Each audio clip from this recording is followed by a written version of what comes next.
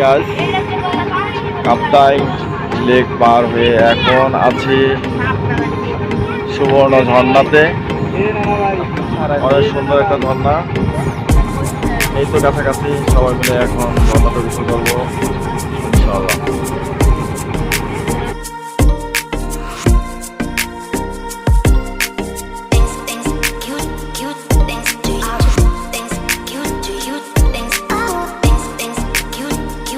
আসলাম সুবলং ঝর্ণা, অনেক সুন্দর পরিবেশ, অনেকগুলো পাহাড়ের মাঝে একটি ঝর্ণা, পানি অবরত চলছে, নিচে পড়ছে। দেখে লোক সামলাতে পারলাম না, এখন আমরা গোসলের উদ্দেশ্যে রওনা দিলাম। আগেই প্রথমে টিকিট কাটতে হবে, প্রথমে আপনার 20 টাকা দেবেন, 20 টাকা দিলে একটা টিকিট দেবে।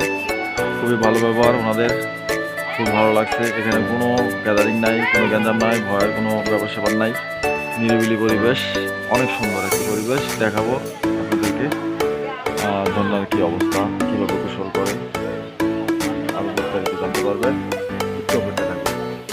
গাইস, চলে আসলাম সেই সুবলং ঝর্ণার নিচে, আপনাদেরকে দেখানোর চেষ্টা করতেছি কীভাবে পানি আসতেছে। অনেক অনেক উপরে, অনেক উপর থেকে পানি পড়তেছে। সবাই গোসলের জন্য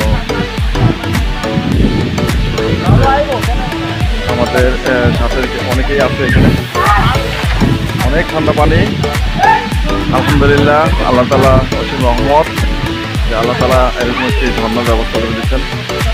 শুকরিয়া আল্লাহ তাআলা।